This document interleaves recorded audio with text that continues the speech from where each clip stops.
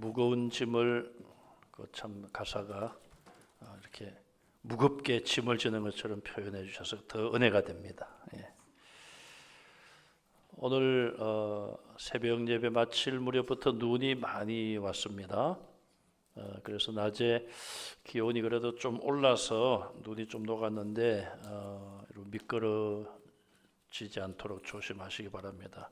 문말분 권사님이 미끄러져서 팔을 탁 짚었는데 손목이 골절돼서 좀 지켜봐야 될 것 같습니다. 수술을 해야 될지.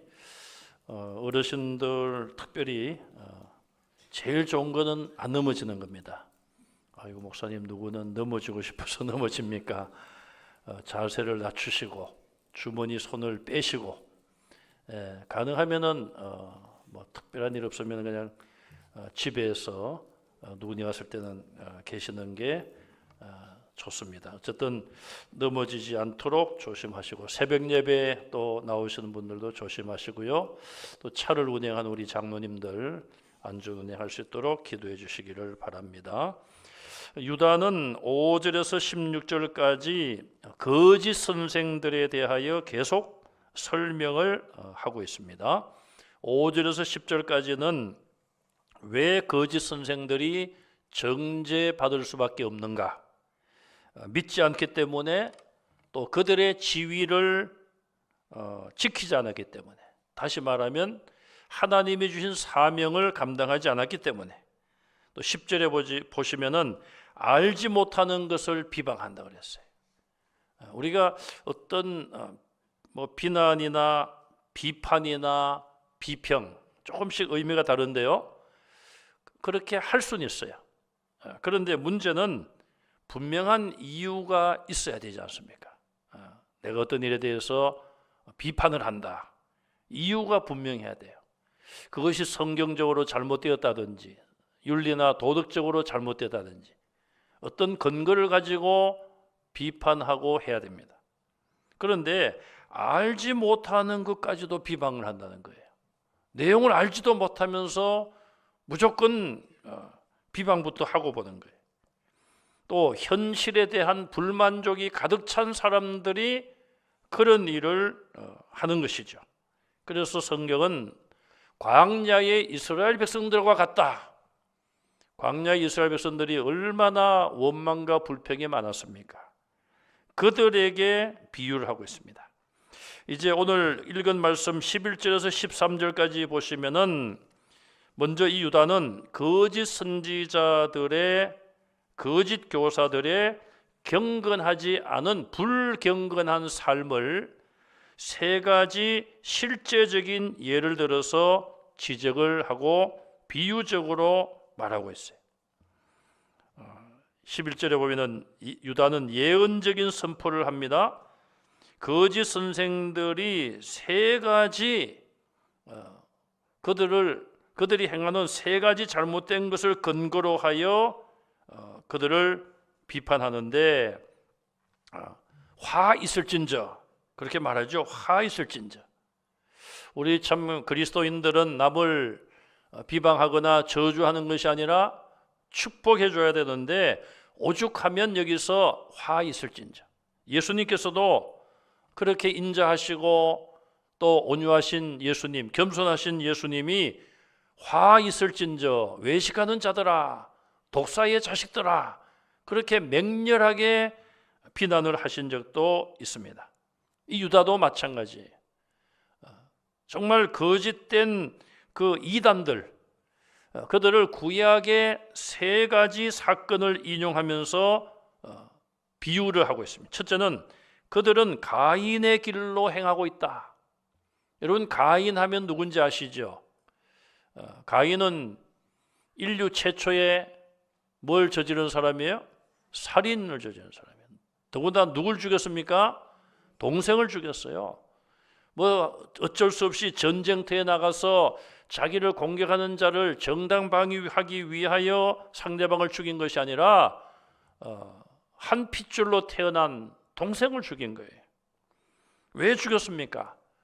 하나님께 제사를 드렸는데 아벨의 제물은 하나님이 기쁘게 받으시고 가인과 가인이 드린 제물을 하나님이 받지 아니하신 것을 보고 시기와 분노를 일으킴으로 동생을 쳐 죽인 인류 최초의 살인자예요. 결국 그 후에 가인은 도망하는 신세가 되었고, 유다 문헌에 보면 다른 사람들까지 악으로 이끌어들이는 그런 죄를 지었다고 나와 있어요. 그래서 아마 유다가 여기 가인의 길로 행하였다, 이거는 거짓 선생들도 가인처럼 다른 사람들도 악을 행하는 대로 이끄는 자들이다. 이단들은 그렇죠. 진리의 말씀을 떠나고 거짓된 것을 따르며 또 그 이단이나 사이비 단체가 반윤리적이고 도덕적인 악을 행한다면 결국 자기들만 죄를 짓는 것이 아니라 다른 사람까지 죄를 짓는데 끌어들이는 자들이에요. 그래서 가인의 길로 행하였다. 두 번째 비유는 발람의 어그러진 길로 몰려갔다 그랬어요. 이 발람은 모압 왕 발락에게서 돈을 받고 이스라엘을 저주한 예언자예요. 본문에 보시면 삭슬 위하여 그랬어요. 돈을 받고 자기 이익을 챙기고 타락의 길로 걸어갔던 이 발람의 거짓 선지자들을 비유하고 있습니다. 얼마나 적절한 비유입니까? 제가 늘 말씀을 드립니다. 이단들을 보면은 두 가지 죄는 꼭 범하고 있습니다. 첫째는 물질적으로, 재정적으로 자기들을 따르는 맹신도들로부터 돈을 받고 또 부동산이나 그런 것들을 강요해서 받기도 하고, 또 맹신도들은 자발적으로 내겠죠. 여러분 주변에도 살펴보면은 그런 이단에 빠져가지고 재산을 다 빼앗긴 그런 경우, 그로 인하여 가정이 파탄이 일어나고 가족들이 해체가 되고 그런 사회적인 문제가 많이 일어났어요.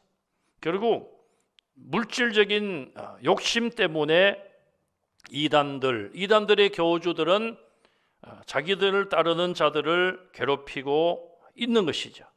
그것도 모르고 맹신도들은 그냥 모든 것을 갖다가 바친다, 그런 안타까움을 볼 수가 있습니다. 최근에 인터콥을 만든 최바울이라는 선교사가 자기 그 인터콥이라는 단체의 성도들, 자기를 지지하는 그래서 땅을 바치고 했는데 그 부동산을 자기들 자녀 명의로 다 이렇게 나눠 주어서 소속된 선교사들이 절반 가까이 탈퇴를 했다는 그런 소식을 들었습니다. 정치적으로나 또 그런 종교적으로 어떤 패거리를 만들고 이단을 만들고 무슨 당을 짓고 하는 자들의 목표 중에 하나가 바로 돈 때문에 그렇습니다. 우린 그런데 넘어가서는 안 돼요. 세 번째는 고라의 패역을 따라 멸망을 받았다. 고라의 사건을 가지고 왔어요. 이 세 사건 다 구약에 나오죠.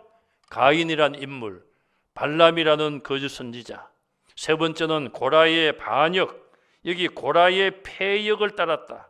이 패역이라는 헬라어가 안틸로기아라는 말인데, 이 말의 어근을 보면은 반박, 논쟁, 논의, 거기서 나온 말이에요.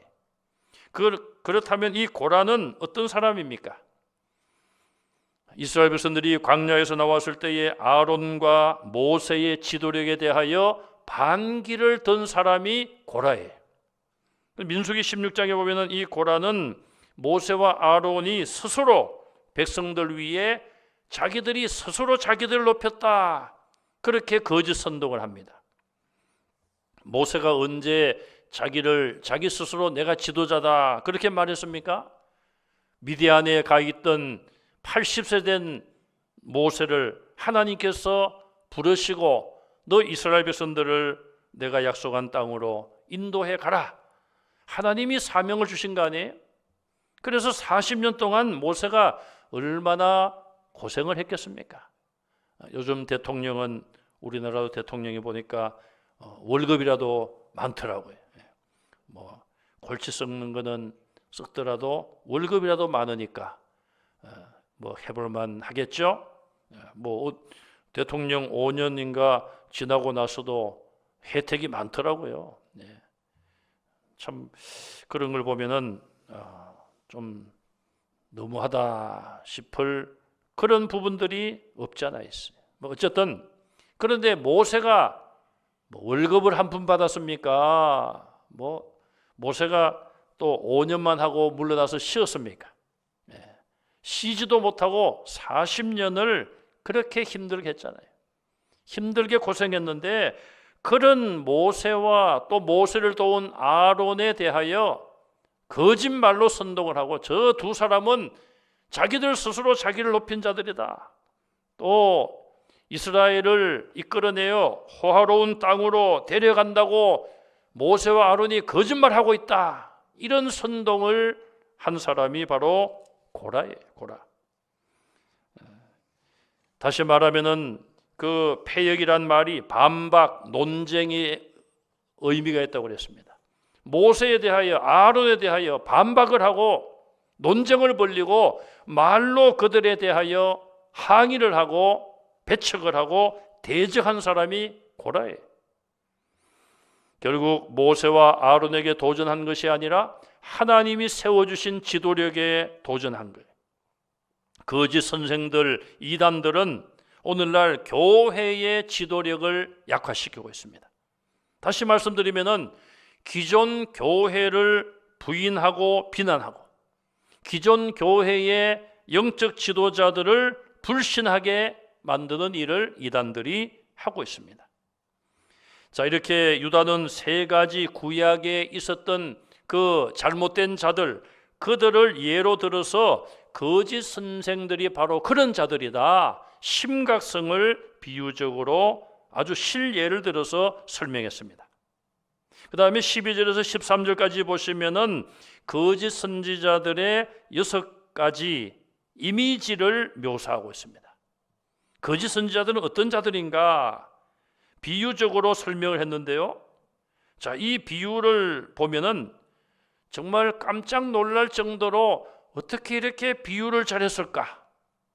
유다가 예수님의 동생으로 알려져 있는데 예수님도 요셉이 목수일을 하면서 가난한 가정에 태어났기 때문에 그 당시에 뭐 교육도 못 받았을 것입니다. 또 형제가 많은 걸 보면은 이 유다 역시 제대로 된 교육을 못 받았을 텐데 정말 이 비유를 보면은 너무나 시적이고 너무나도 적절합니다. 그래서 우리가 내릴 수 있는 결론은 무엇인가? 성경은 개인의 어떤 문장 능력으로만 쓰여진 것이 아니라 성령의 감동을 받아서 하나님께서 원하시는 대로 성령께서 이끌어 주셨기 때문에 이런 표현이 가능했다. 그렇게 볼 수밖에 없습니다. 자, 그 6가지를 하나씩 보시면 첫째로 애찬의 암초다.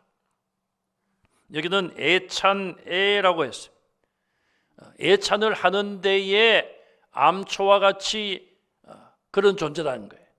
뭐 애찬의 암초라고 해도 상관은 없습니다. 이게 무슨 이야기인가 하면 여러분, 암초라고 하는 것은 눈에 잘 보이지 않습니다. 배를 타고 가는 사람들이 배가 암초에 부딪히면은 배가 깨어지기도 하고 침몰되기도 하지 않습니까? 이 암초는 숨어 있어요.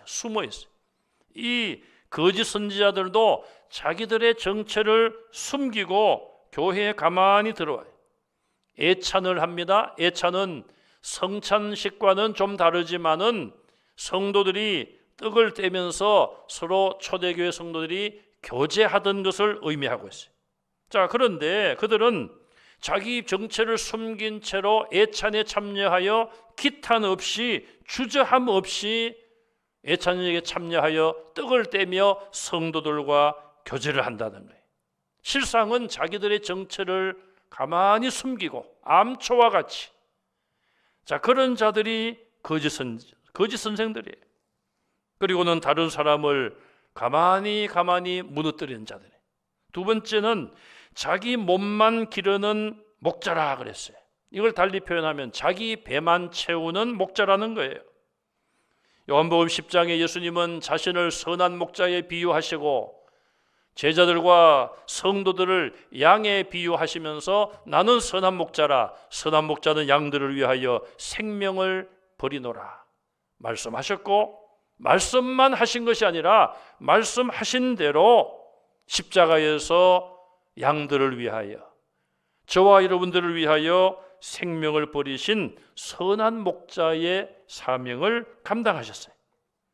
그런데 이 거짓 선생들과 이단들은 자기 배만 채우는 목자요, 양들을 노략질하고 양들을 악용하는 자들이다, 그렇게 비유적으로 말하고 있어요. 세 번째는 바람에 불려가는 물 없는 구름이라. 저는 이런 시적인 표현을 성경에서 본 적이 없어요. 바람에 불려가는 물 없는 구름이라. 여러분, 구름 하면은 우리가 상식적으로 그 안에 뭐가 있습니까? 물이 있죠. 수분이 있는 거예요. 그래서 그것이 많이 모이면은 이제 비가 내리고. 그런데 물이 없는 구름이라는 거예요. 바람이 불면 또 이리저리 떠다닌다 이 말입니다. 성경에 보면은 구름은 하나님의 임재를 상징하기도 합니다. 또 물이 없다, 이 말은 겉으로 보기에는 물이 있는 것 같지만은 실제로 물이 없다는 거예요. 역시 다른 사람을 속이고 기만한다, 그런 의미도 들어있어요. 잠언 25장 14절 보니까 선물한다고 거짓 자랑하는 자는 비 없는 구름과 바람 같으니라. 거짓말하는 자는 비 없는 구름과 바람 같다고 비유하고 있습니다. 다른 사람을 속이고 위장한다는 의미예요.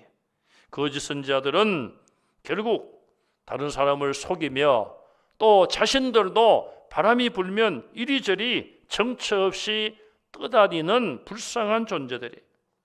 네 번째 비유는 죽고 또 죽어 뿌리까지 뽑힌 열매 없는 가을나무라.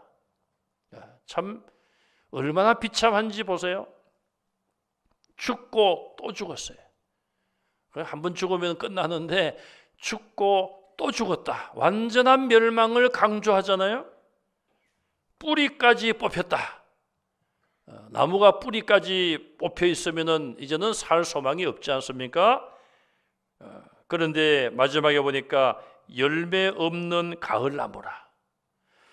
여러분, 가을이 되면은 농부들이 과일나무에서 나름대로 수고하여 맺혀진 그 열매를 따는 기쁨이 있지 않습니까? 그런데 이 가을나무는 가을나무인데 열매가 없는 가을나무예요. 죽고 또 죽어서 뿌리까지 뽑혀 말라 있으니 이제 앞으로도 열매를 전혀 맺을 가능성이 없는, 완전히 생명력을 잃어버린 그런 나무란 거예요. 거짓 선생들은 열매가 없습니다. 그들은 가라지와 같은 존재들입니다. 나아가서 아예 뿌리까지 뽑혀서 타는 불에 던져질 그런 존재들이에요. 다섯 번째로 자기 수치의 거품을 뿜는 바다에 그친 물결이라. 이것도 참 얼마나 이 비유가 참 의미하는 바가 굉장히 크지 않습니까? 여러분, 바닷가에 가시면은 특히 동해 바다 이런 데 가면은 서해 바다도 그렇습니다만은 뭐가 밀려옵니까? 파도가 밀려요. 파도가. 그런데 여기 오늘 본문에 보시면은 자기의 수치의 거품을 뿜고 있다. 밀려오는 그 파도를 거품이라고 표현하는데, 밀려오는 파도가 끝이 있습니까? 없습니까? 끝없이 밀려와요. 파도가 계속 밀려옵니다. 쉴 새 없이 밀려와요. 자기 수치의 거품을 쉴 새 없이 뿜어내는 그런 바다에 그친 파도의 비유를 하고 있습니다. 제어하지도 못하는, 밀려오는 파도를 누가 막습니까? 그것처럼 자기가 컨트롤하지 못하는, 조정하지 못하는 그런 자기의 수치를, 거품을 계속하여 뿜어대고 있다. 마지막 여섯 번째로 영원히 예비된 캄캄한 암흑에 들어갈 유리하는 별이라. 여기 보니까 영원하게 예비되어 있습니다.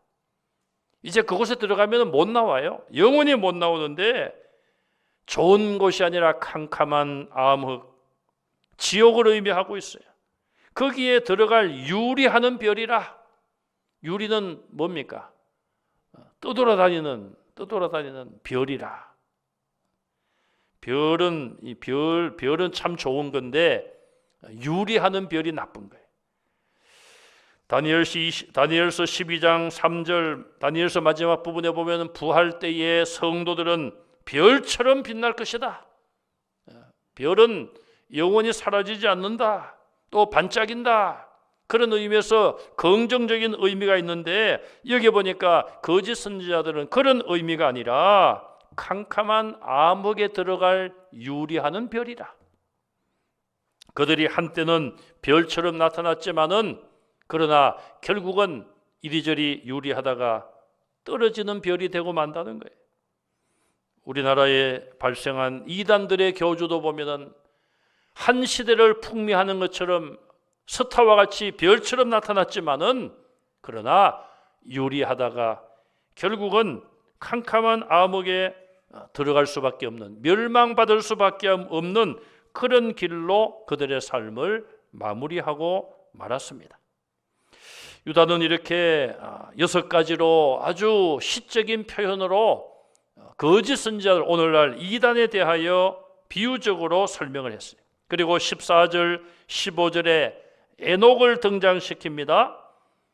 죽지 않고 하늘로 올라갔던, 하나님과 동행했던 에녹. 자, 이 에녹이 하나님의 심판을 경고했다고 말하면서 무엇에 대한 심판을 경고했는가? 2가지를 말했습니다. 첫째는 모든 경건하지 않은 일들, 불경건한 자들이 행한 불경건한 모든 일에 대하여 심판한다. 행위를 말합니다. 첫째는 행위, 두 번째는 말이에요. 모든 완악한 말, 주를 거슬러 한 모든 완악한 말, 하나님을 거슬러 하고 예수님을 대하여 거슬러 말한 모든 악한 말에 대하여 심판을 받을 것을 에녹이 예언했고, 그 예언은 지금도 유효하다는 말씀이에요. 마지막 날 주님 앞에 설 때에 예수님을 믿지 않고 끝까지 회개하지 않은 자들은 자기들이 행한 행동과 자기들이 한 말에 대하여 심판을 받을 것을 경고하고 있습니다. 이렇게 경고를 한 이후에 다시 한번 16절에서 유다는 거짓 선지자들을 이번에는 5가지 그들의 행위를 비판하고 있습니다. 처음에는 3가지, 그 다음엔 6가지, 이제는 또 5가지나 돼요. 시험에 안 나오니까 외우지 않아도 됩니다만은 내용은 우리가 이해를 하시면 돼요. 자, 마지막 16절에 보니까 이 거짓 선지자 이단들에 대한 5가지를 말하는데, 첫째는 그들은 뭐 하는 자들이에요? 원망하는 자들이에요. 원망이 또 나왔어요. 앞에서도 원망과 불평에 대해서 제가 말씀을 드렸는데 여기 또 나왔어요. 이거는 불평하고 투덜대는 자들을 말합니다. 하나님께 불만을 품고 불평하는 자들. 또 한 분 나와야 되겠죠? 광야에서의 이스라엘 백성들, 광야에 40년 동안 불평했던 자들. 자, 그들은 원망하는 자들이에요. 두 번째, 불만을 토하는 자들이다.